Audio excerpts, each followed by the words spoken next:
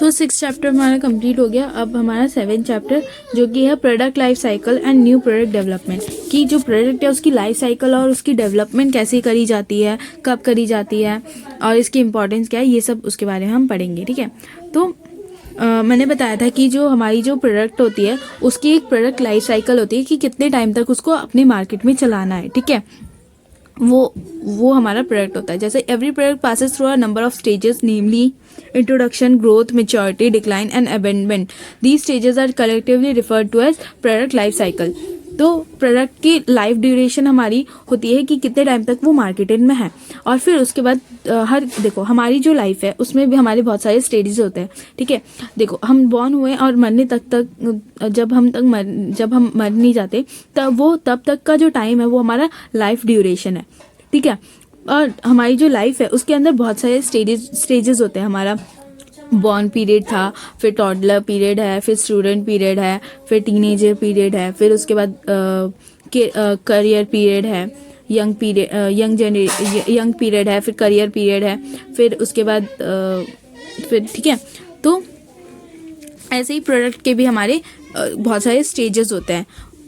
ठीक है, और स्टेजेस क्या क्या हैं? पहले इंट्रोडक्शन, की प्रोडक्ट जब न्यू लॉन्च हुआ है उसकी इंट्रोड्यूस हुए है मार्केट में। ठीक है, फिर उसके बाद मार्केट में उसके इंट्रोड्यूस होने के बाद वो उसकी ग्रोथ होगी कि बिकना शुरू होगा, फिर धीरे धीरे उसकी ग्रोथ होगी। फिर मेच्योरिटी, जब तक वो चल रही है। ठीक है, फिर मतलब बहुत अपने हाई पीक पे पहुंच जाएगी जब अपनी प्रोडक्ट। ठीक है, फिर उसके बाद उसकी डिक्लाइन, उसकी धीरे धीरे उसकी सेल्स कम होने लगेगी। फिर उसके बाद अबेंडमेंट, जब उसकी सेल्स कम हो रही है, कंपनी देख रही है कि लॉस हो गया है, तब वो उस प्रोडक्ट को फिर अबेंडन कर देगी, उसके बदले कुछ न्यू प्रोडक्ट ले आएगी या फिर उसमें कुछ इम्प्रूवमेंट प्रोडक्ट ले आएगी। ठीक है, तो वो हमारा ये कुछ हमारे ये स्टेजेस होते हैं हमारे एक प्रोडक्ट के। ठीक है,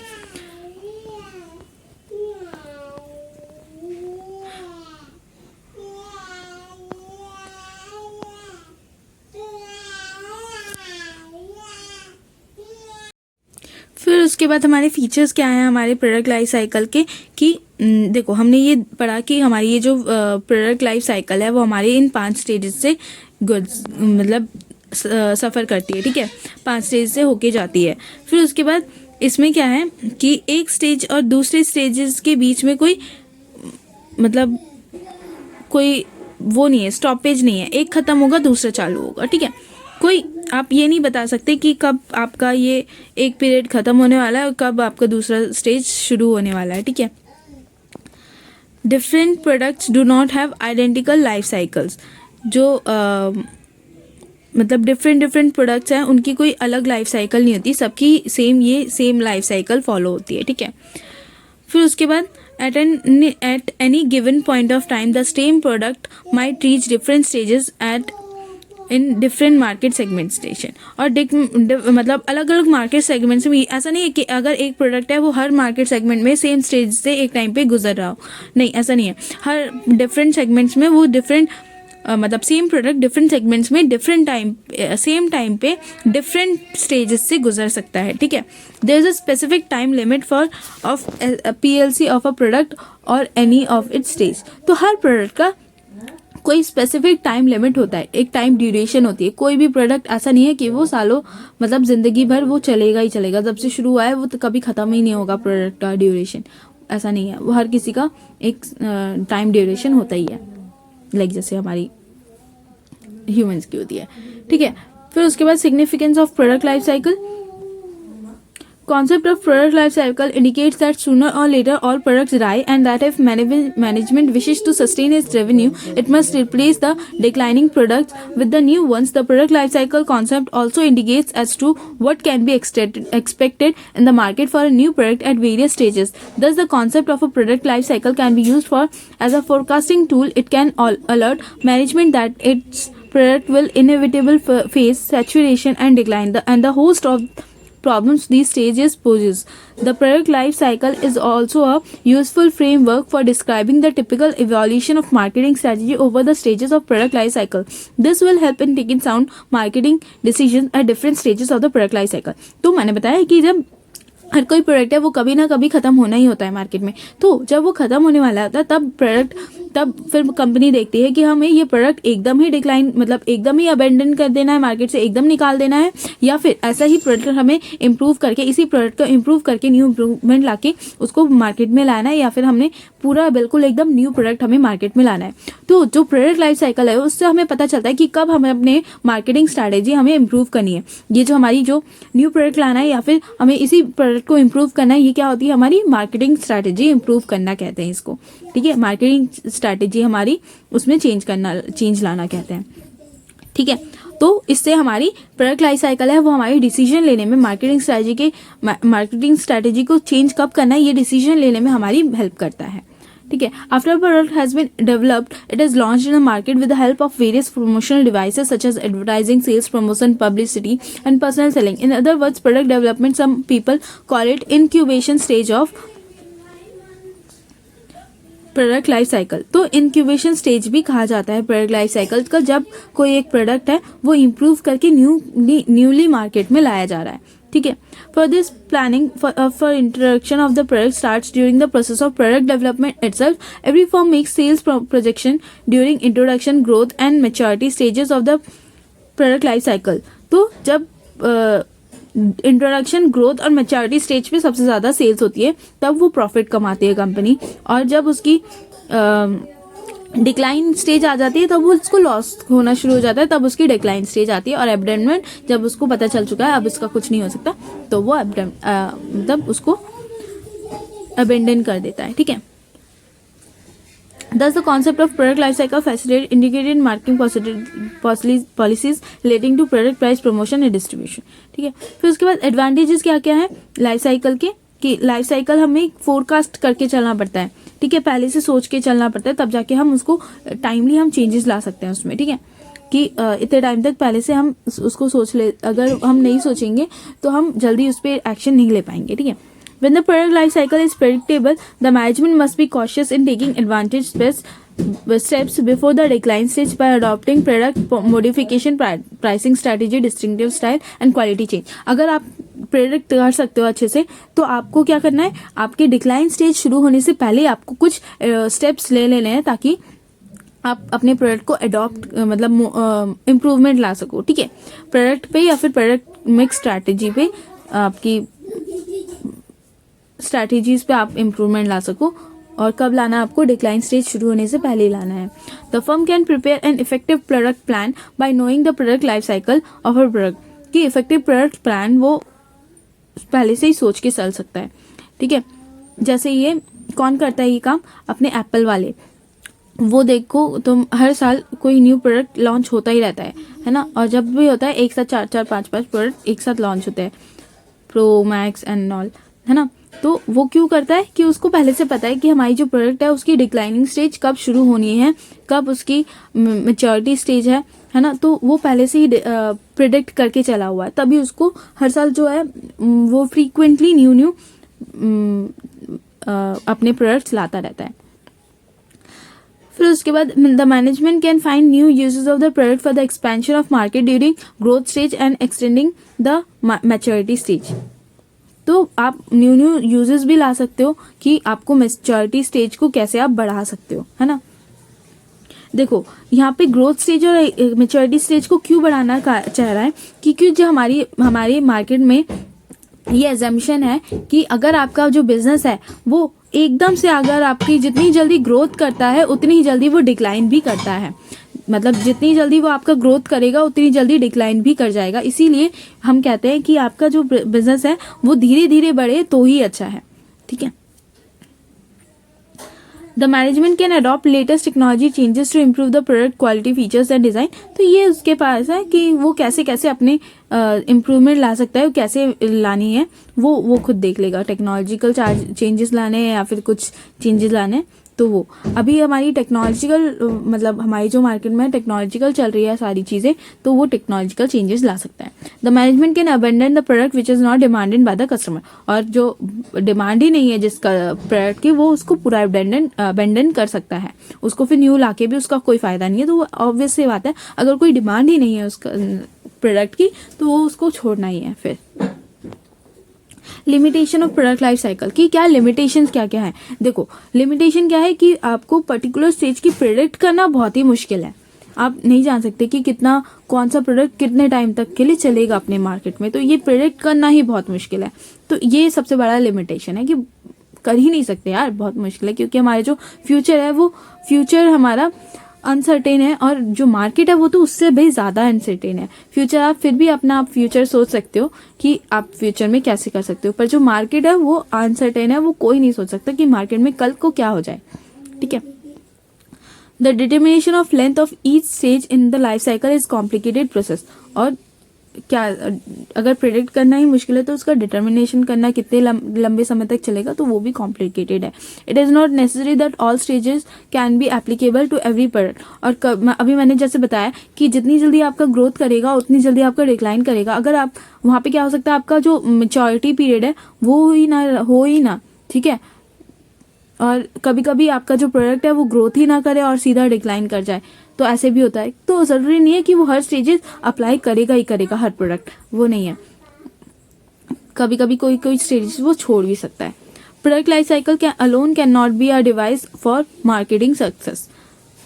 और वैसे मार्केटिंग में हमारी बहुत सारी एक्टिविटीज़ है, कोई भी एक एक्टिविटी अपनी पूरे मार्केटिंग सक्सेस को नहीं कर सकती, उसमें बहुत सारे काम लगते हैं। तो ये नॉर्मल सी बात है, ये तो हर चीज़ में ही है कि कोई भी एक्टिविटी, कोई भी स्ट्रैटेजी अकेला उस मार्केटिंग को सक्सेस नहीं बना सकता।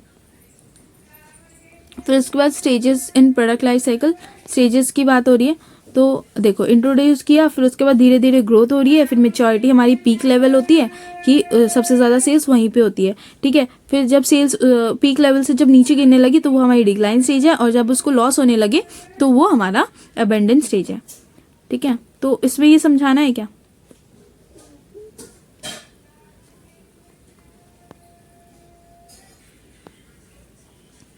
समझाऊं क्या? नहीं तो कोई भी स्टेज नहीं समझाओ ना, वैसे तो बता ही दिया मैंने शॉर्ट में।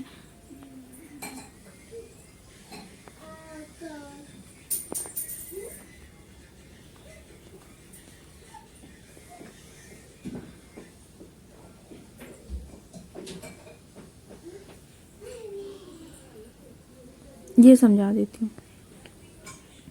देखो जब इंट्रोडक्शन होती है तो वहाँ पे क्या होता है, इंट्रोड्यूस हो रहा है, जब न्यू प्रोडक्ट इंट्रोड्यूस हो रहा है तो हमें क्या करना है, अपने हमें सबसे बड़ा मोटिव क्या है कि ज़्यादा से ज़्यादा कस्टमर को हम अपनी इन्फॉर्मेशन प्रोवाइड कर सकें। ठीक है। और न्यू हमारा प्रोडक्ट लॉन्च हुआ है तो उसकी सेल्स भी हमारी लो ही होगी, सबसे लो वहीं पे होगी। 0 से स्टार्ट हो रही है हमारी सेल्स वहाँ पे। ठीक है।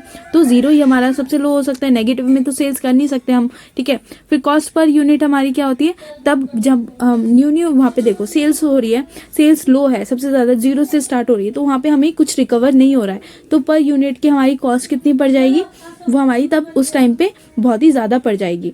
पूरी की पूरी कॉस्ट हमारी हमें करनी पड़ेगी। ठीक है। जब भी कोई इंट्रोड्यूस होता है तो पहला वो लॉसेस पे इंट्रोड्यूस होता है हमारा प्रोडक्ट। ठीक है। कोई भी बिजनेस स्टार्ट हो रहा है तो पहले 3-4 साल वो लॉसेस में ही जाता है। मैं बिजनेस की बात कर रही हूँ, प्रोडक्ट की बात नहीं कर रही हूँ। पहले 3-4 साल वो लॉसेस में जाता है, उसको जो ओनर होता है उसको खुद को अपने पैसे लगा के उस कंपनी को चलाना पड़ता है। ठीक है। तो कॉस्ट पर यूनिट हमारी इंट्रोडक्शन स्टेज पे बहुत ही ज़्यादा होती है।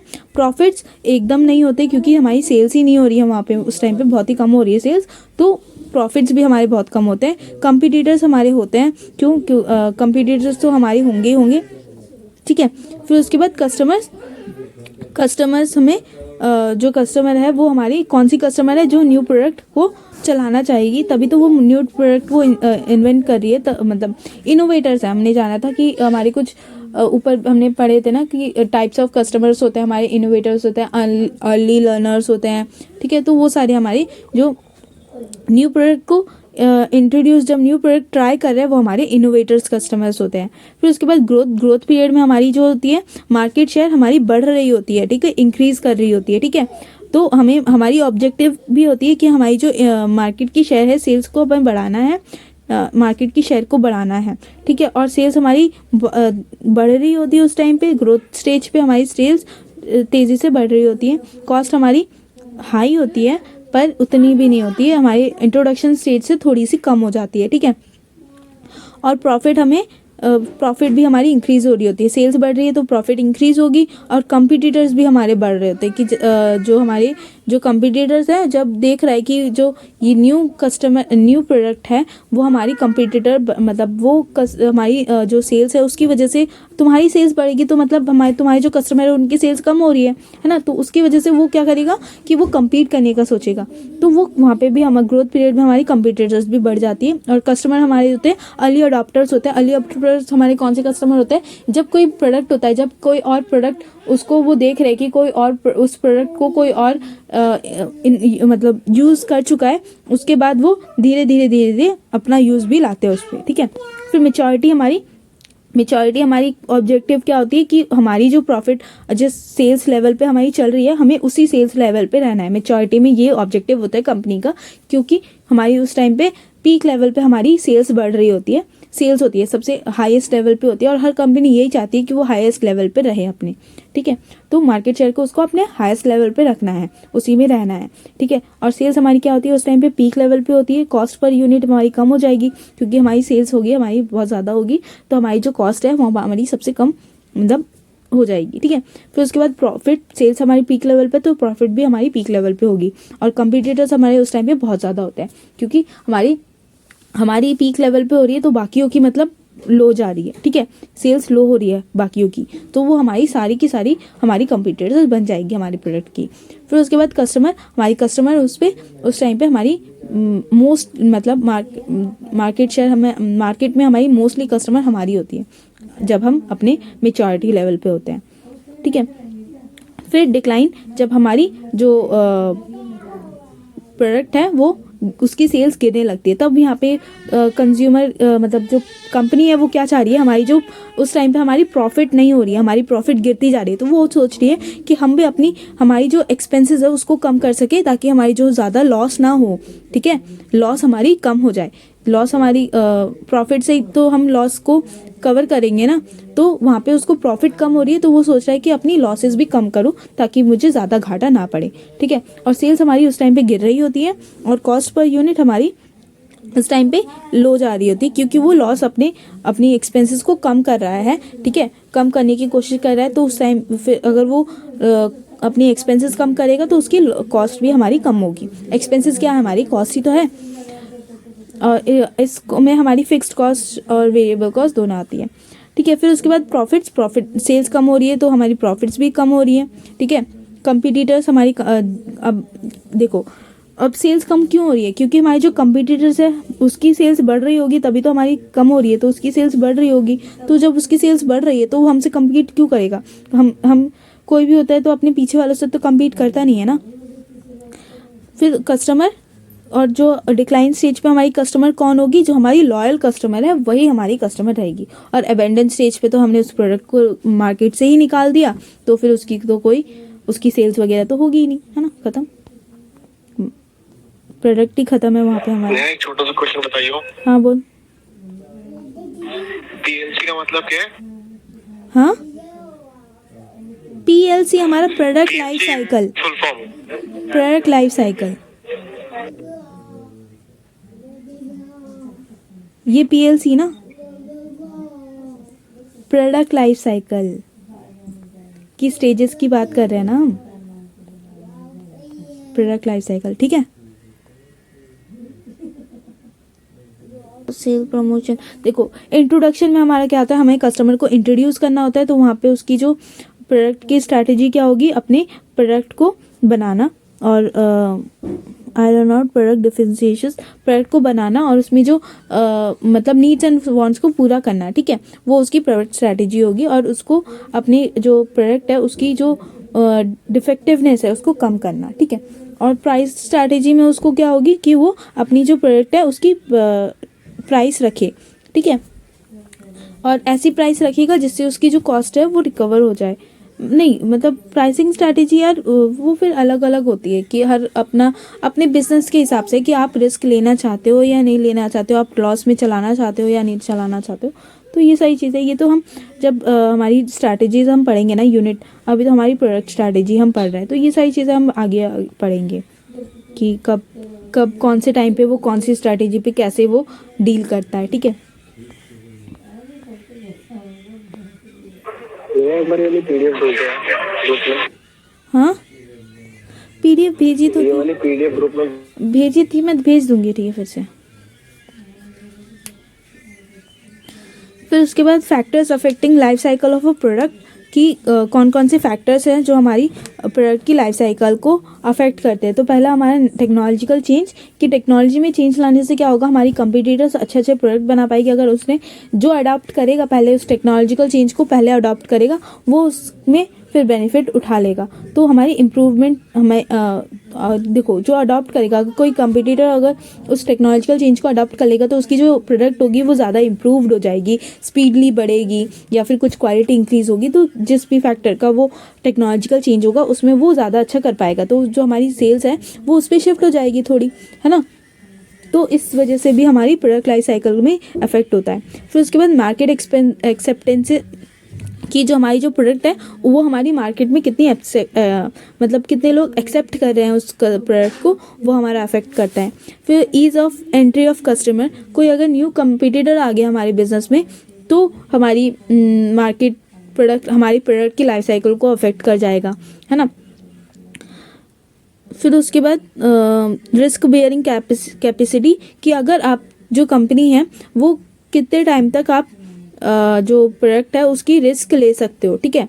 अगर आप अपने जो कोई कंपनीज क्या होती है कि अपने प्रोडक्ट उन्होंने इंट्रोड्यूस किया, ठीक है, उनके बाद वो ग्रोथ पीरियड में उनको ज़्यादा टाइम लग रहा है, तो वो क्या सोचती है, उस ग्रोथ पीरियड में अगर उनको इतना वेट नहीं कर पाती है, हर कोई कंपनी वेट नहीं कर पाती है, हर कोई सेलर बिजनेसमैन वेट नहीं कर पाता है अपने ग्रोथ पीरियड को मैच्योरिटी लेवल तक पहुंचने के लिए, तो वो बीच में ही अबेंडन कर देता है, ठीक है। तो ये फैक्टर है कि अगर आप जो कंपनी है रिस्क बियरिंग, जितनी ज़्यादा रिस्क बियरिंग होगी वो उतनी देर तक अपने मार्केट में टिक पाएगी उसकी प्रोडक्ट, ठीक है। इकोनॉमिक एंड मैनेजरियल स्ट्रेंथ, कि आपकी जो इकोनॉमिक और मैनेजर आपकी जो कंपनी है वो मैनेजर कितने अच्छे हैं, मतलब कितने ज़्यादा, क्या हमने पढ़ा था ना कि प्रेडिक्ट, अगर जो लाइफ साइकिल को प्रेडिक्ट कर लेगा तो वो बहुत अच्छा हमारा मार्केटर होगा, ठीक है। तो यही है कि जितनी अच्छी आपके मैनेजर स्किल्स होगी आपकी कंपनी की, वो उतना अच्छा आप लाइफ साइकिल को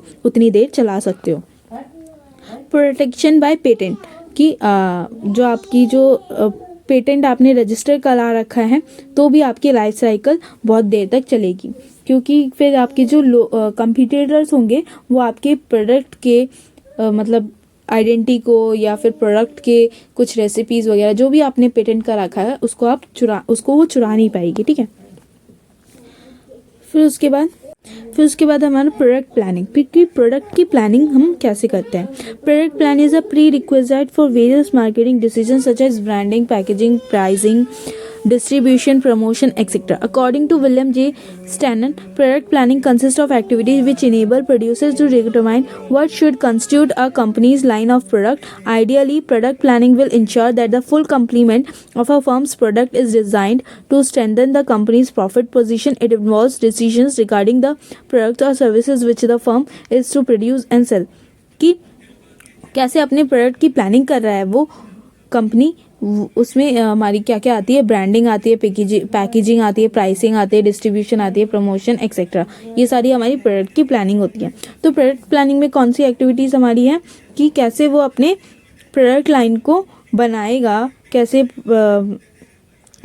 कौन सी एक्टिविटीज़ करेगा, वो हमारी प्रोडक्ट प्लानिंग होती है। Ideally, product planning will ensure that the full complement of a firm's product is designed to strengthen the company's profit position.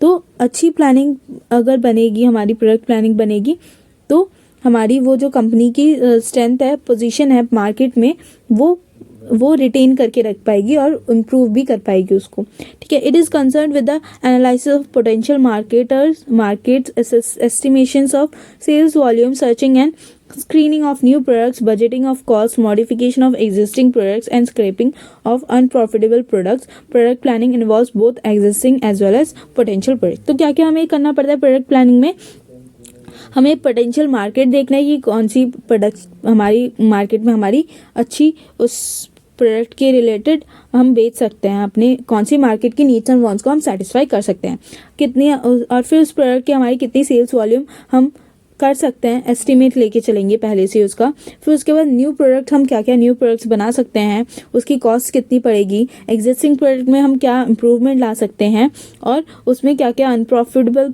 हमारी जो एग्जिस्टिंग प्रोडक्ट है उसमें हमारी कौन से ऐसे प्रोडक्ट है जिसमें हमें प्रॉफिट नहीं मिल रहा है, तो वो भी हमें देखना पड़ता है। ठीक है। फिर उसके बाद क्या क्या उसमें क्या क्या डिसीजन मतलब कौन सी एक्टिविटी से रिलेटेड डिसीजन ली जाती है, क्या क्या डिसीजन ली जाती है कि हमें जब प्रोडक्ट न्यू इंट्रोड्यूस करना है तब हमारी प्रोडक्ट प्लानिंग ली जाती है। इम्प्रूवमेंट ऑफ एग्जिस्टिंग प्रोडक्ट, को हमें इम्प्रूवमेंट करनी है अपने एग्जिस्टिंग प्रोडक्ट में, तब हमारी प्रोडक्ट प्लानिंग की जाती है। हमारी कोई अनप्रॉफिटेबल प्रोडक्ट है या फिर अनप्रॉफिटेबल आइटम है उस प्रोडक्ट में, तो उसको कैसे हटाना है, उसकी प्लानिंग भी हम प्रोडक्ट प्लानिंग में करते हैं। Provision of product plans in the light of changing marketing condition, अगर हमारी मार्केट में कोई चेंज आ रहा है तो तब भी हम प्रोडक्ट की प्लानिंग करते हैं। ठीक है। फिर उसके बाद product planning versus product life cycle, table में नहीं है। Product planning must be distinguished from the concept of product life cycle. The product life cycle provides a framework for product planning by explaining the nature of various stages of particular product. तो क्या हो रहा है, product plan जो हमारी product life cycle है वो क्या है, हमें स्टेजेस बता रही है, वो बस शो कर रही है, इन्फॉर्मेशन हमें इन्फॉर्मेशन प्रोवाइड कर रही है। पर प्रोडक्ट प्लानिंग में हम क्या करते हैं, हम डिसीजंस लेते हैं उस इन्फॉर्मेशन, मतलब देखो डिसीजन हम किससे लेते हैं, हमारी बहुत सारी इन्फॉर्मेशन हम कलेक्ट करते हैं, फिर उसके बाद हम डिसीजन लेते हैं। ठीक है। और जो हमारी प्रोडक्ट लाइफ साइकिल है वो हमें वो इन्फॉर्मेशन प्रोवाइड कर रही है कि कौन सा स्टेज कब हमारा चेंज होने वाला है, और उसमें कौन सी स्टेज हमारी कब अफेक्ट कर रही है। ठीक है। The length of cycle and duration of each stage will vary from product to product, rate of technical change, entry of new firms, etc. The role of product planning is to ensure that sales of the product do not decline and the firm continues in market. और product planning हम किस लिए करते हैं कि जो हमारी product है उसकी sales हमारी गिरे ना, और हमारी जो product है वो firm में टिकी रहे। ठीक है। Product life cycle is a conceptual tool of analysis to understand the possible stages in the life of the product, but product planning is a dynamic activity of the marketing department. Product planning needs continuous attention of the management to closely monitor the product and markets. The products must match the expectation of the customer if the firm is to survive and grow in long run.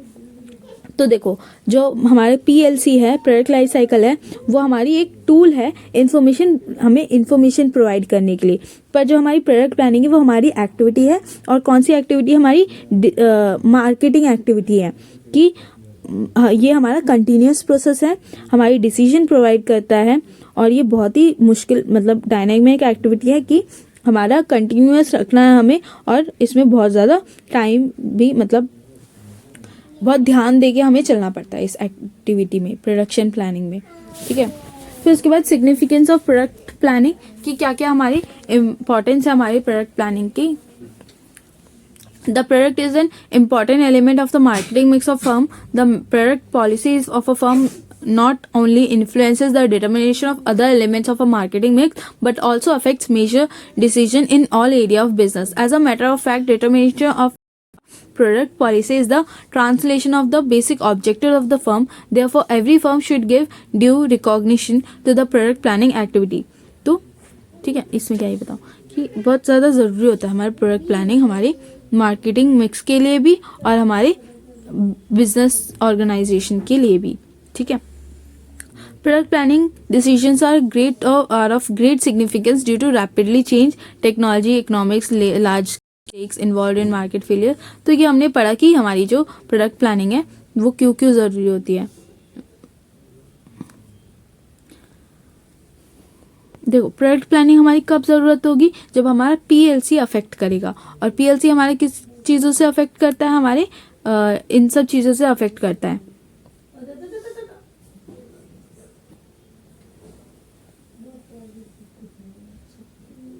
ठीक है।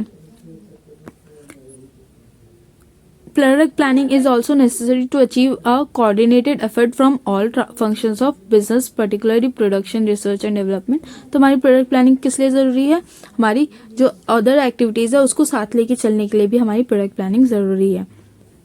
Every product has a limited life. Properly planned and well-developed products help place a firm in the strongest competitive position. और जितनी अच्छी आपकी बताया था कि अभी थोड़ी देर पहले भी बताया था कि जितनी अच्छी आपकी मैनेजरियल पावर होगी उतनी अच्छी आपकी प्रोडक्ट प्लानिंग होगी, और प्रोडक्ट प्लानिंग अगर अच्छी होगी तो आपकी मार्केट में आपका जो प्रोडक्ट है उसकी अच्छी स्ट्रेंथ बनी रहेगी और उसकी इम्प्रूवमेंट होगी, तो मार्केट में शेयर आपका अच्छे से रहेगा. ठीक है, कॉम्पिटिटिव पोजीशन पे आप रहेंगे अगर आपकी प्रोडक्ट प्लानिंग अच्छी है तो. अब प्रोडक्ट पॉलिसी क्या होती है? Product policy are the general rules set by management itself in making product decision. कि प्रोडक्ट डिसीजन लेते वक्त आपकी कुछ रूल्स अगर मैनेजमेंट ने डिटरमाइन करके रखी है पहले से, वो हमारी प्रोडक्ट की पॉलिसीज है. कि जैसे कि आपको जो प्रोडक्ट बनाना है वो आपका क्वालिटीफुल होना चाहिए, उसमें कोई एडल्ट्रेशन नहीं होनी चाहिए, तो ऐसे ऐसे कुछ रूल सेट होते हैं, तो वो चीज़. ठीक है,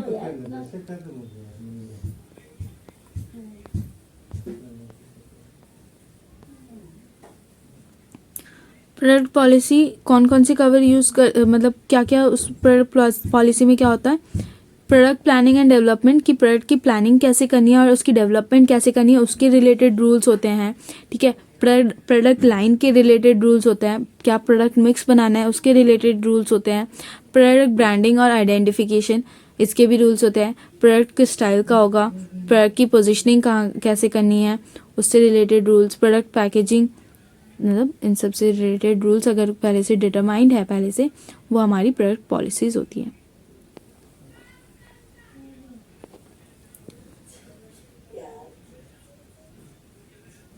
फिर उसके बाद product positioning, differentiation and segmentation.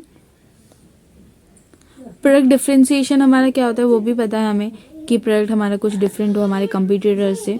ठीक है, और मार्केट सेगमेंटेशन भी हमें पता है कि मार्केट सेगमेंटेशन क्या होता है, तो इसका डिफरेंस भी हमने कर लिया था हमने लास्ट चैप्टर में.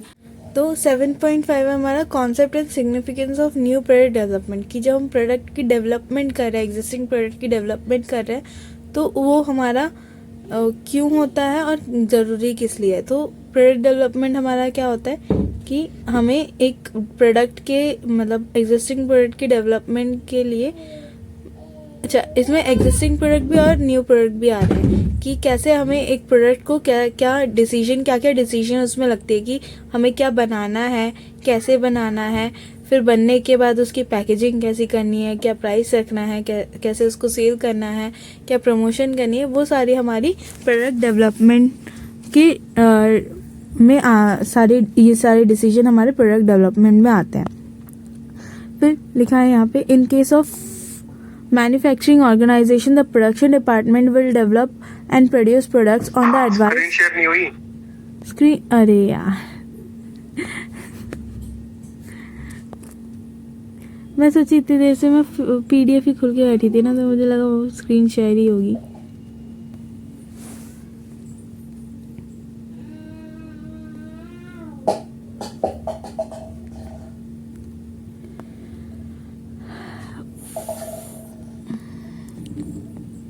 So, in case of manufacturing organization, the production department will develop and produce products on the advice of the marketing department, because it is marketing department which know better the requirement of the customer. In case of purely trading organization, the purchase department will procure those products as suggested by the marketing department. तो क्या होती है, कोई भी company किसकी बात सुनती है? मार्केटिंग डेवलपमेंट की बात सुनती है, क्योंकि डिपार्टमेंट की बात सुनती है, क्योंकि मार्केटिंग डिपार्टमेंट में हम क्या कहते हैं, सबसे पहली एक्टिविटी हमारी क्या होती है कि रिसर्च एंड डेवलपमेंट की एक्टिविटी होती है ना. तो वो लोग जानते हैं कि क्या कस्टमर को चाहिए, किस चीज़ की डिमांड है मार्केट में, क्या प्रोडक्ट हमारा सही होगा, तो उनसे इन्फॉर्मेशन लेके कोई भी कंपनी क्या प्रोड्यूस करनी है वो डिपार्टमेंट से लेके सोचती है. ठीक है, चाहे वो मैन्युफैक्चरिंग कंपनी हो या ट्रेडिंग कंपनी हो, तो वो दोनों ही हमारे मार्केटिंग डिपार्टमेंट की बात सोचते हैं। फिर उसके बाद new product development consist of creation of new ideas, their valuation in terms of sale potential and profitability, production facility, resource available, designing and production, testing and marketing of the product. तो ये सारी चीज़ें हमारी new product development में आती है। क्या? New idea को कैसे क्रिएट करना, मतलब हमारा प्रोडक्ट कैसे क्रिएट करना, उससे कैसे सेल्स बन सकती है, हमारी जो पोटेंशियल सेल्स है वो कैसे कमाए और उसमें प्रॉफिट कैसे ले, प्रोडक्शन कैसे करे, रिसोर्स कहाँ से लाए, डिज़ाइन और प्रोडक्शन टेस्ट कैसे करे, मार्केटिंग कैसे करे। तो ये सारी हमारी न्यू प्रोडक्ट डेवलपमेंट में आती है। फिर उसके बाद the management must decide, management को क्या डिसाइड करना चाहिए, whether to move on the next stage, कब हमारे प्रोडक्ट का नेक्स्ट स्टेज हमें कब मूव करना है, कब हमें प्रोडक्ट को छोड़ना है और कब हमें कुछ एडिशनल इन्फॉर्मेशन चाहिए अपने प्रोडक्ट से रिलेटेड जिससे हम डिसीजन ले सके, मार्केटिंग मिक्स वाली डिसीजन हम ले सके। फिर इंपॉर्टेंस क्या है न्यू प्रोडक्ट डेवलपमेंट का कि what ever may be nature of operation of concern, product planning and development is necessary for its survival and growth in long run. Therefore, it is essential to develop new products and alter to improve the existing ones to meet the requirements of customer. क्यों हमारा new product development हमें क्यों चाहिए? हमें market में बने रहने के लिए चाहिए, ठीक है। और हमारा मार्केट जो है अनसर्टेन है, चेंजेस आती रहती हैं, फ्रीक्वेंट चेंजेस के साथ हमारा मार्केट चलता है, तो हमें अपने प्रोडक्ट को भी उस फ्रीक्वेंट चेंजेस के साथ अपने प्रोडक्ट को भी करना पड़ेगा जिससे कि हमारा बिजनेस उस मार्केट में लॉन्ग रन रहे। अगर हम ऐसा नहीं करेंगे तो हमारा बिजनेस नहीं चल पाएगा, ठीक है।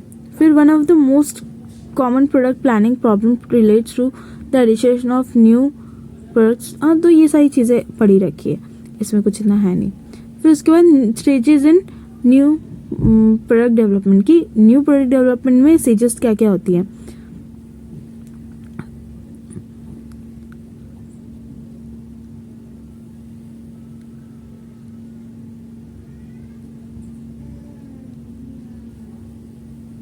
तो पहला है हमारा, देखो क्या क्या स्टेज होते हैं, generation of product ideas, screening of product ideas, concept development, marketing strategy development, business analysis, product development, test marketing, commercialization. तो ये क्या होता है? पहला हमारा क्या होता है, जनरेशन ऑफ प्रोडक्ट आइडियाज। तो जनरेशन ऑफ प्रोडक्ट आइडियाज कैसे कि हमें जो प्रोडक्ट है उसकी आइडियाज को कैसे हम बनाएं, ठीक है, क्या आइडियाज हमें चाहिए उसके लिए।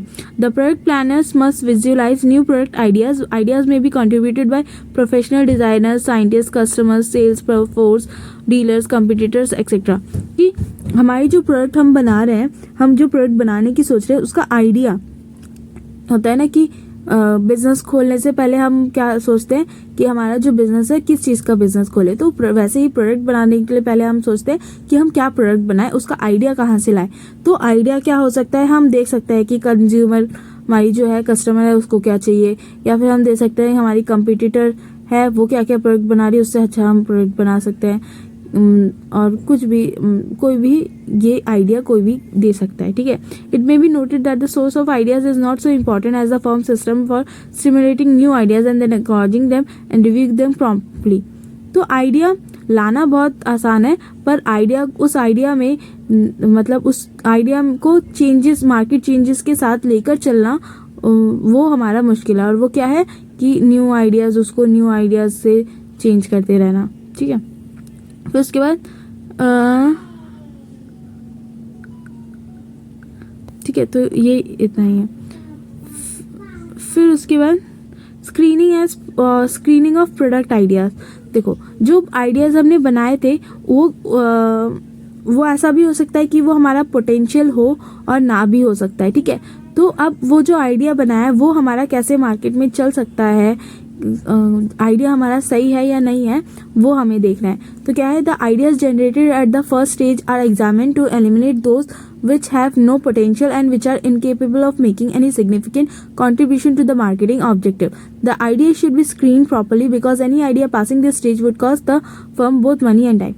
तो हमने जो आइडियाज बनाए पहले, उसमें से हमें अब सिलेक्ट करना है जो आइडियाज हमारा प्रॉफिटेबल होगा, जो हमें हमारी फर्म के ऑब्जेक्टिव को कंप्लीट मतलब पूरा कर सकता है, ठीक है। पोटेंशियल है जो हम भी पूरा कर सकते हैं और जो हमारी फर्म के ऑब्जेक्टिव को पूरा कर सकता है, ठीक है।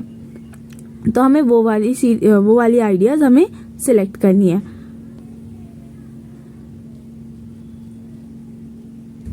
फिर उसके बाद कॉन्सेप्ट डेवलपमेंट एंड टेस्टिंग.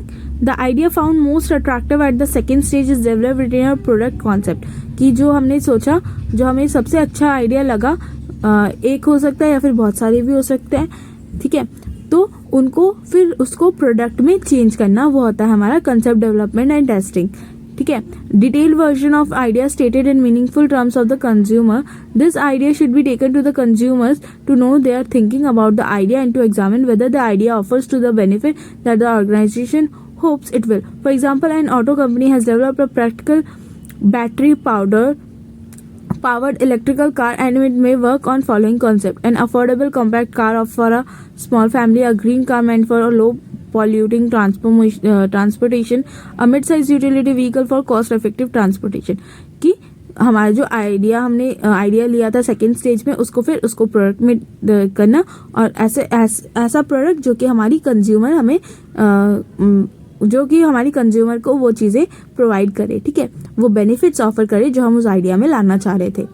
ठीक है. फिर उसके बाद उसकी टेस्टिंग होती है कि जो हमने न्यू प्रोडक्ट कॉन्सेप्ट, हमने जो न्यू प्रोडक्ट बनाया है, उसकी टेस्टिंग होती है कि वो हमारी कंज्यूमर को सही लगेगी या नहीं लगेगी. ठीक है.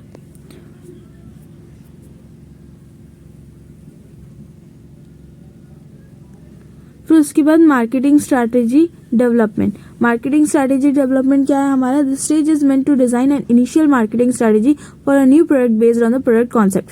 कि अब हम देखो, थर्ड प्रोडक्ट तक हमारा क्या था? प्रोडक्ट बन गया, प्रोडक्ट बन के तैयार हो गया, उसकी टेस्टिंग हो गई, फिर उसके बाद उसकी प्रोडक्ट में मार्केटिंग स्ट्रैटेजी कैसे लगानी है हमें.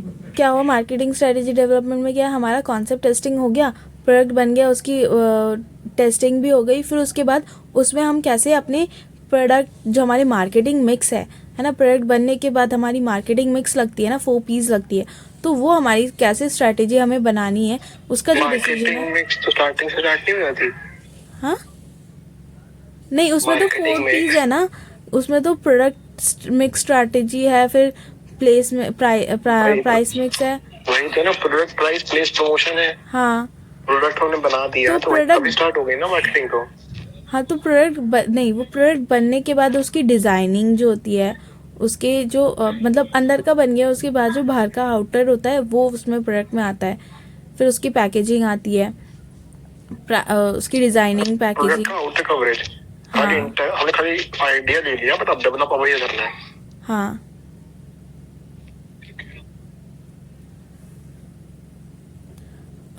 तो जो हमारी 4 पीस है, उसकी जो स्ट्रैटेजी लगेगी वो हमारी इसमें आती है, मार्केटिंग स्ट्रैटेजी डेवलपमेंट में आती है.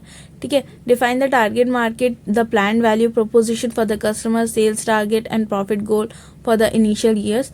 तो पहला पॉइंट हमें यहाँ पे क्या बोल रहा है कि हमें टारगेट मार्केट देखनी है, जहाँ से हम, तो ये क्या हो रहा है, मार्केट सेग्रीगेशन कर रहा है, मार्केट की पोजीशनिंग कर रहा है, और मार्केट की टारगेट कर रहा है, फिर उसकी पोजीशनिंग कर रहा है, तो ये उसमें है.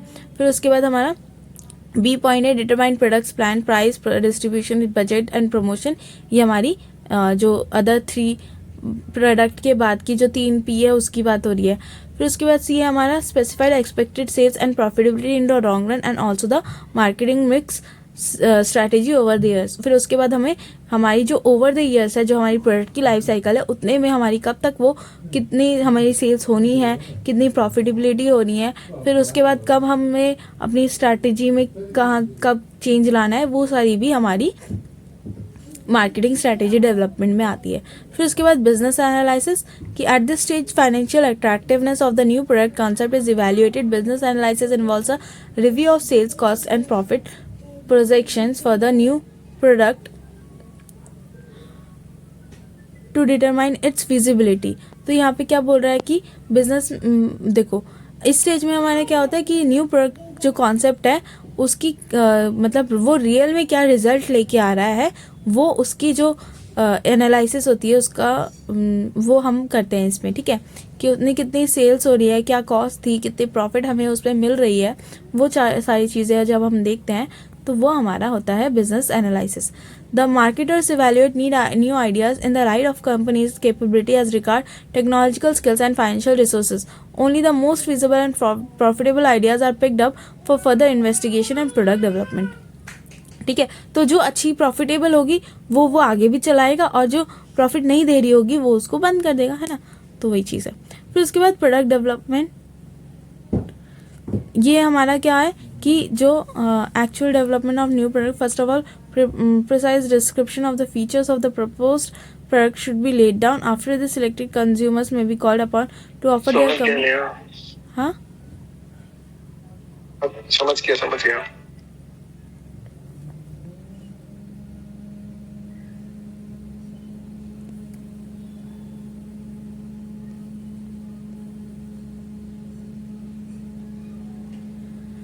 फिर उसकी टेस्ट मार्केटिंग है।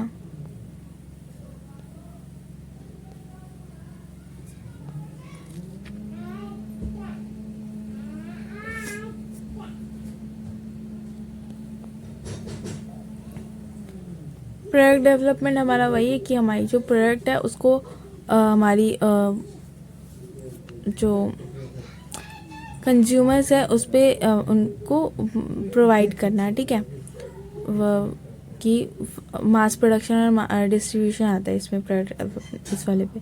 फिर उसके बाद उसकी टेस्ट मार्केटिंग की कंज्यूमर क्या उसको कैसे चला रही है वो, ठीक है। फिर उसके बाद कमर्शलाइजेशन कि उस प्रोडक्ट को लॉन्च करना, ठीक है, कमर्शलाइजेशन जब हमारा प्रोडक्ट को उस प्रोडक्ट को हमारे मार्केट पे उतारना। फिर उसके बाद concept testing and test marketing कि कॉन्सेप्ट टेस्टिंग क्या होता है। Concept testing stands for pre testing of product idea, कि हमारा जो प्रोडक्ट आइडिया था उससे पहले प्रोडक्ट आइडिया जो हमारा बना है उसको पहले हमें टेस्ट करना, वो हमारा कॉन्सेप्ट टेस्टिंग होता है, ठीक है। Which is concern with the measuring customers reaction to product concept for idea. तो प्रोडक्ट बनने से पहले जो हमारा उसकी आइडिया, जब हमारा आइडिया ही बना है तब हमारी जो टेस्टिंग होती है वो, ठीक है, वो आती है इसमें। फिर उसके बाद concept testing is a kind of research in which the product idea is screen before any money. तो हमारी जो सेकेंड वाली स्टेज थी स्क्रीनिंग ऑफ आइडिया, तो उसमें हम क्या कर रहे थे, हम सिलेक्ट कर रहे थे, है ना, इवैल्यूएट कर रहे थे जो बेकार है। तो वो बेकार हमने कैसे पता किया, वो हमने कॉन्सेप्ट टेस्टिंग से पता किया, ठीक है।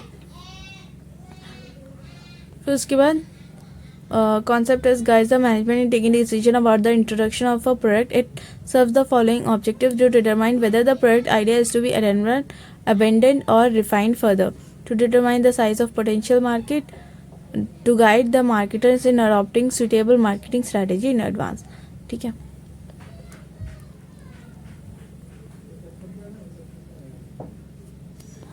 फिर उसके बाद हमारे कॉन्सेप्ट टेस्टिंग क्या है। कॉन्सेप्ट टेस्टिंग हमारा है टेस्ट मार्केटिंग क्या है। तो टेस्ट मार्केटिंग हमारा क्या है कि कॉन्सेप्ट टेस्टिंग, टेस्ट मार्केटिंग हमारा कब होता है, done towards the end of new product development. जब हमारा प्रोडक्ट डेवलपमेंट हो जाता है उसके एंड में, प्रोडक्ट डेवलपमेंट होने के बाद जब टेस्टिंग करते हैं वो हमारा टेस्ट मार्केटिंग में आता है, ठीक है। Concept testing stands for pre testing, और जो हमारा टेस्ट मार्केटिंग है वो क्या हो रहा है कि मार्केट में ऑफ़र करने के, मतलब मार्केट में ऑफ़र कर रहे हैं जब, तो मार्केट में ऑफ़र करने के लिए वो मतलब एबल है या नहीं है, ये चीज़ चेक करते हैं हम टेस्ट मार्केटिंग में, ठीक है। टेस्ट मार्केटिंग क्या क्या ऑब्जेक्टिव है टेस्ट मार्केटिंग के, to assess performance of the product to be launch, कि वो हम लॉन्च कर सकते हैं या नहीं ये देख रहे हैं। फिर minimize the risks attach to full scale launching of the new product, कि कब लॉन्च करना है, ये हम लॉन्च करने में कोई रिस्क तो नहीं है ये पता करना। To collect necessary data of responsiveness from the initial customer, जो हमारे इनिशियल कस्टमर्स है उनसे क्या रिस्पॉन्स आ रहा है वो हम इसमें देखते हैं, वो हम इंफॉर्मेशन कलेक्ट करते हैं। To identify the market segment where the product is like to be successful, to examine the effectiveness of pricing, promotion and distribution plans for the new product, ठीक है। तो अब थोड़ा ओवरव्यू में देखते हैं कि ये हमारी कैसे है। देखो, जनरेशन ऑफ प्रोडक्ट आइडियाज़ क्या था कि हमने हमारे प्रोडक्ट आइडियाज़ बनाने, पहले आइडिया बनाना है, ठीक है। फिर उसकी स्क्रीनिंग ऑफ प्रोडक्ट आइडियाज़ वो हम कैसे करते हैं, हम कॉन्सेप्ट टेस्टिंग से करते हैं, और जो हमारे आइडियाज़ जो हमारे प्रॉफिटेबल है हमारे बिजनेस के लिए, वो उसको हम सिलेक्ट कर लेते हैं। फिर उसके बाद कॉन्सेप्ट डेवलपमेंट की जो हमारा आइडिया है उसको कैसे प्रोडक्ट में बनाना है, वो हमारा एक डिटेल्ड प्लानिंग कर लेते हैं, ठीक है, वो हमारा कॉन्सेप्ट डेवलपमेंट में आता है। फिर उसके बाद मार्केट स्ट्रेटेजी डेवलपमेंट कि हमने पूरे प्रोडक्ट की प्लानिंग कर ली, फिर उसके बाद उस प्रोडक्ट में कैसे 4 पीस हमारे कैसे लगाने हैं उसकी प्लानिंग, ठीक है। फिर बिजनेस एनालिसिस की क्या सेल्स हमारी होगी, हमारी एक्सपेक्टेड सेल्स, कॉस्ट, प्रॉफिट क्या क्या हमें लानी है वो चीज़, ठीक है। फिर उसके बाद प्रोडक्ट लेवल डेवलपमेंट करते हैं कि हम प्रोडक्ट बना रहे हैं, ठीक है। फिर उसके बाद हम टेस्ट मार्केटिंग कर रहे हैं कि जो हमने प्रोडक्ट बनाया उसको लॉन्च करने से पहले उसकी टेस्टिंग कर रहे हैं, ठीक है। फिर कमर्शियलाइजेशन कि अब लॉन्च हो गया है उसके मतलब कमर्शियलाइजेशन कि उसको लॉन्च करना, अब उसको हम टेस्ट हो गया है, प्रोडक्ट बन गया है, टेस्ट हो गया, उसको हमारे मार्केट में लॉन्च करना, ठीक है। कमर्शियलाइजेशन के लिए एडवर्टाइजमेंट कर सकती है क्या? हाँ, तो लॉन्च करेंगे हम प्रोडक्ट को, लॉन्च करेंगे तो उसके एडवर्टाइजमेंट के साथ ही तो लॉन्च करेंगे, प्रमोशन के साथ ही लॉन्च करेंगे ना। तो कमर्शियलाइजेशन के अंदर मतलब प्रोडक्ट मिक्स, मार्केटिंग मिक्स आ गया ना सारा।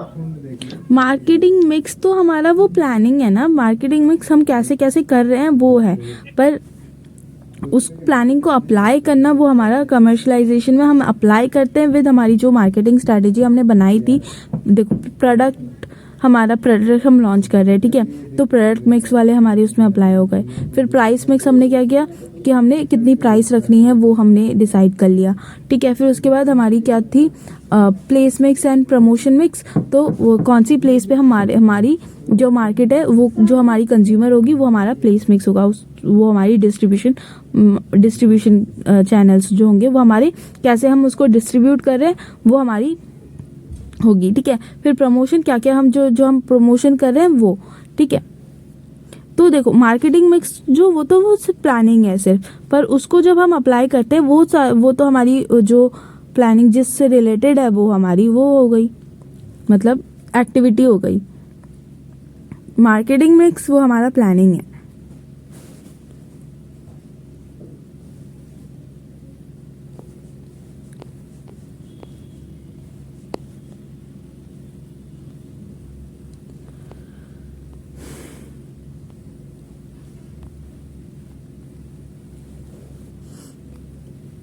फिर उसके बाद हमारा कॉजेज ऑफ प्रोडक्ट फेलियर कि हमारी जो प्रोडक्ट फेल हो जाती है, जो हमारी डिक्लाइनिंग स्टेज आ जाती है ना, प्रोडक्ट लाइफ साइकिल में जो हमने पढ़ा था डिक्लाइनिंग स्टेज आ जाती है, अबेंडन करना पड़ जाता है, तो वो क्यों होता है? कब जो एक प्रोडक्ट है वो मार्केट में फेल क्यों हो जाता है? जब उसकी जो हमारी टारगेट सेल्स नहीं होती है, जो हमने सेलर ने कंपनी ने जो सोच के रखा है टारगेट सेल और प्रॉफिट सोच के रखा है, वो जब पूरा नहीं होता है तब वो कंपनी बोलती है कि ये जो उसका प्रोडक्ट है वो फेल हो जाता है, ठीक है। और वो क्यों होता है कि उन्होंने जो सेल्स है वो गिर रही है, ठीक है, जो प्रॉफिट है वो गिर रही है, डिक्लाइन कर रही है, और जो कॉस्ट या फिर जो कॉस्ट है उनकी वो उनकी जो पहले उन्होंने सोच के रखी थी उससे भी ज़्यादा उनकी कॉस्ट पड़ गई, तो हमारी प्रोडक्ट फेल हो जाती है। हाँ, और इन्वेस्टमेंट कॉस्ट भी, जो हमारी इन्वेस्टमेंट कॉस्ट हमारी क्या क्या होती है कि जो हमारी प्रोडक्ट के बाद के जो हमारे जो भी हमारी एक्टिविटीज़ होती है उससे रिलेटेड जो कॉस्ट होती है उसको हम इन्वेस्टमेंट कॉस्ट कहते हैं, ठीक है। तो वो ज़्यादा हो जाने पे भी हमारी प्रोडक्ट फेल हो जाती है कि हमने जितना जैसे अगर हमने एडवर्टीज़मेंट में खर्चा किया है, ठीक है, और उस एडवर्टीज़मेंट में खर्चे से हम ये सोच रहे थे कि हमारी जो सेल्स है वो भी उतनी होगी, पर जो हमारी सेल्स है वो एक्चुअल में उतनी नहीं हुई है, तो हमारी जो एडवर्टीज़मेंट कॉस्ट हमारी जो लगी वो तो वेस्ट गई ना। तो वो हमारा होता है इन्वेस्टमेंट कॉस्ट कि हमारी जो हमने एक्सपेक्ट की थी उससे ज़्यादा हमारी इन्वेस्टमेंट कॉस्ट हो गई, ठीक है। The failure of a product may be traced to the management's neglect or mishandling of the product innovation or the faulty management of product life cycle. तो क्या क्यों हो सकती है कि जो हमारी जो मैनेजर्स है उनकी गलती की वजह से, या फिर उन्होंने जो प्रोडक्ट बनाने में जो आइडियाज़ लाए थे उसमें कोई गलती हो गई है, या फिर उन्होंने सही से उसको फॉलो नहीं किया है, या फिर उन्होंने प्रोडक्ट लाइफ साइकिल में जो डिसीजंस लेने थे, जो प्रेडिक्शन लेनी थी, वो उन्होंने ढंग से नहीं ली है। ठीक है, तो ये सारी हमारी फेलियर की कॉजेज़ होते हैं। फिर उसके बाद क्या है, conception of product idea, specification of product में भी फॉल्टी।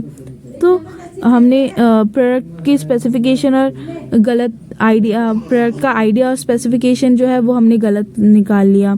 डिज़ाइन प्रोडक्ट में not match with need of customer, जो हमने डिज़ाइन करी वो कस्टमर की नीड से नहीं मिल रही है। कंपटीशन हमारी जो थी, हमने वो कंपटीशन जो हमारी कंपटीटर्स है उनको हम सही से पहचान नहीं पाए। ठीक है, कॉस्ट ऑफ प्रोडक्शन ज़्यादा हो गई है हमारी एस्टिमेटेड कॉस्ट से। प्रोडक्ट परफॉर्मेंस में भी अनसेटिस्फैक्ट्री, जो हमने प्रोडक्ट बनाया था और जिस जिस सेटिस्फैक्शन को मान के हमने कस्टमर की सेटिस्फैक्शन को पूरा करने के लिए बनाया था वो हमारी पूरी नहीं हुई। ठीक है, मार्केट चेंजेस में नॉट बी अंडरस्टूड प्रॉपर्ली, कि और जो हमने मार्केटिंग जो हमने पढ़ा था मार्केटिंग के बारे में, मार्केट के बारे में, वो भी हमारी इन्फॉर्मेशन गलत हुई है। तो technical and production problems might have under estimated, और उसने कुछ अंडर एस्टिमेट कर दिया होगा प्रॉब्लम्स को। ठीक है, प्रोडक्ट्स में भी introduce to the market untimely, गलत टाइम पे प्रोड्यूस कर दिया मार्केट को। ठीक है, तो ये सारी चीज़ें हैं। फिर उसके बाद Cundiff and Still have classified the causes of product failure into 6 categories. जो उन्होंने प्रोडक्ट क्यों फेल हो जाता है उसके रीज़न को 6 कैटेगरीज में डिवाइड किया है। किसने? कंडेफ एंड स्टिल ने। कि प्रोडक्ट प्रॉब्लम्स की जो प्रोडक्ट की जो प्रॉब्लम्स थी उसको नेग्लेक्ट कर दिया हमारी मैनेजमेंट में। वो क्या है? नेग्लेक्ट ऑफ मार्केट नीड्स और ignorance of market preference, defects in production function, poor technical design, external experiences, poor packaging, inappropriate sizes, undependable performance. जो भी हमारी प्रोडक्ट से रिलेटेड जो हमारी चीज़ें थी वो हमने गलती कर दी उसमें, या फिर इग्नोर कर दिया, तो वो हमारी प्रोडक्ट प्रॉब्लम में आती है। डिस्ट्रीब्यूशन एंड चैनल प्रॉब्लम्स, इसमें हमारी क्या आ गई कि हमारी जो इन्वेस्टमेंट कॉस्ट थी वो ज़्यादा हो गई, इसीलिए इसकी वजह से कि हमने गलती कर दी, हम कस्टमर से रिलेशनशिप नहीं बना पाए, या फिर हम डिस्ट्रीब्यूशन ढंग से नहीं कर पाए, प्रमोशन ढंग से नहीं कर पाए। ठीक है, अच्छा नहीं, प्रमोशन नहीं, डिस्ट्रीब्यूशन नहीं कर पाए ढंग से, और हम कस्टमर से रिलेशनशिप नहीं बना पाए। ठीक है, कस्टमर से या फिर हमारे चैनल डिस्ट्रीब्यूटर्स जो थे जिससे हम डिस्ट्रीब्यूट करवा रहे थे उससे हम कॉपरेट नहीं कर पाए। ठीक है, फिर उसके बाद प्रमोशन प्रॉब्लम्स की जो हमारी जो इन्फॉर्मेशन प्रोवाइड करनी थी हमें कस्टमर को वो हम ढंग से नहीं कर पाए। ठीक है, फिर उसके बाद प्राइसिंग प्रॉब्लम्स, जो हमारी प्राइस लगानी थी वो हम सही नहीं लगा पाए। ठीक है, फिर टाइमिंग प्रॉब्लम्स, गलत टाइम पे हमने उसको प्रोड्यूस कर दिया मार्केट में। Failure to estimate strength of customer, की हमारी कंपटीटर्स के हम ढंग से पहचान नहीं पाए। ठीक है, in order to check product failure, timely care should be taken of the above factors. Product and marketing strategy must also be modified depending upon the changes in the market. The existing product has to be modified in order to suit the changing condition. When a firm makes improvement in existing product by changing its quality, अब वही सही चीज़ है कि क्या क्या हमें देखना चाहिए, वही बता रहा है कि हमारी जो ऊपर की गलतियाँ हमें बताइए वो हमें नहीं करनी चाहिए और इस चीज़ का हमें ध्यान रखना चाहिए। फिर उसके बाद प्रोडक्ट मॉडिफिकेशन, की प्रोडक्ट को मॉडिफाई कैसे कर रहे हैं, वो हमारा क्या है कि हमारी जो प्रोडक्ट है, जो हमारे एग्जिस्टिंग प्रोडक्ट है उसमें चेंजेस लाना है। या तो हम प्रोडक्ट को ही चेंज कर सकते हैं, उसमें कुछ इनोवेशन ला सकते हैं, या फिर उस प्रोडक्ट को न्यू रीपोजिशनिंग कर सकते हैं, उसी सेम प्रोडक्ट को फिर से पोजीशन कर सकते हैं अपने मार्केट में। तो इससे रिलेटेड जो हमारी डिसीजंस होगी वो हमारी इसमें आती है, प्रोडक्ट मॉडिफिकेशन में आती है। तो क्या क्या कैसे कर सकते हैं हम? फंक्शनल चेंजेस कर सकते हैं। फंक्शन की हमारी प्रोडक्ट है उसके जो फंक्शंस थे क्या वो जो हमारी नीड्स और वांट्स को सेटिस्फाई कर रहा था, कस्टमर की नीड्स एंड वांट्स को, उसमें कुछ एडिशनल नीड्स एंड वांट्स को सेटिस्फाई कर लिया, फंक्शनल इम्प्रूवमेंट की है। जो उसका काम था उसमें और ज़्यादा हमने इम्प्रूवमेंट किया है, ठीक है, वो हमारी फंक्शनल चेंजेस होती है। फिर क्वालिटी चेंजेस की हमने अपनी क्वालिटी को बढ़ाया है, अपने प्रोडक्ट की क्वालिटी को बढ़ाया है। स्टाइल चेंजेस की उसमें कुछ दिखने में उसकी जो हमारा प्रोडक्ट था उसको दिखने में अच्छा बनाया है, ठीक है। एनवायरमेंटल इम्पैक्ट चेंजेस की जो हमारी एनवायरमेंटल पहले वो अगर इकोलॉजिकल नहीं था, एनवायरमेंटल फ्री मतलब एनवायरमेंटल फ्रेंडली नहीं था हमारा प्रोडक्ट, तो उसको अपने एनवायरमेंटल फ्रेंडली बनाना, ठीक है, ऐसा प्रोडक्ट हमने बनाया है, ठीक है। फिर उसके बाद प्रोडक्ट विड्रॉल की प्रोडक्ट को हम विड्रॉल कर लेते हैं अपने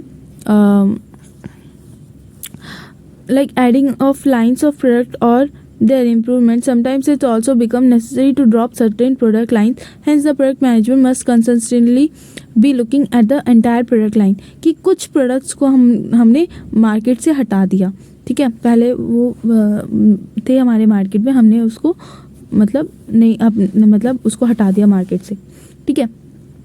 तो अगर कोई प्रोडक्ट लाइन है, मतलब evaluating the results shown by various products, appraising the opportunity for future profit from each of the line, gathering information and setting yardsticks for the appraisal process, and deciding whether or not to change or eliminate products from line.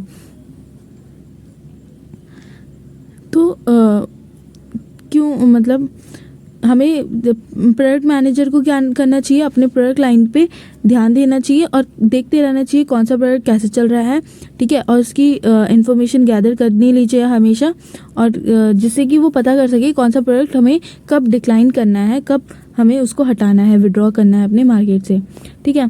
तो कुछ symptoms है कि कब हमें ज़रूरत पड़ जाती है किसी प्रोडक्ट को अबेंडन भी कह सकते हैं, ठीक है।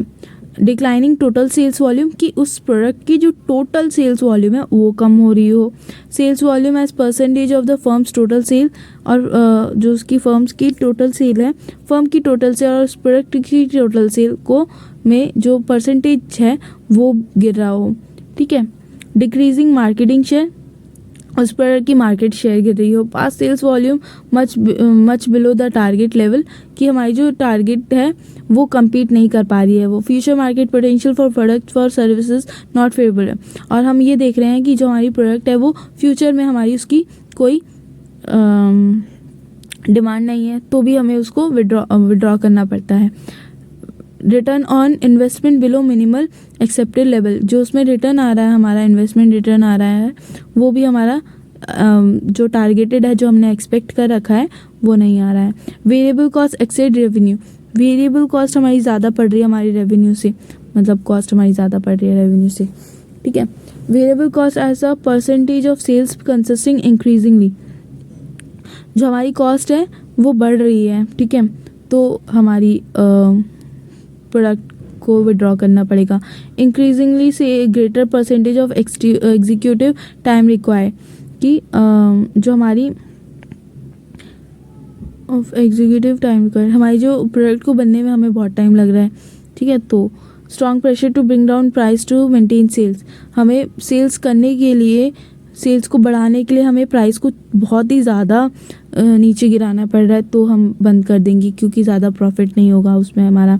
Strong pressure to increase promotional budget to maintain sales, और अगर हमें बहुत ज़्यादा प्रमोशन करनी पड़ रही है तो भी हम बंद कर देंगे। When a product is to be withdrawn, the company usually adopts these measures, it assesses its work either periodically or on a continuous basis.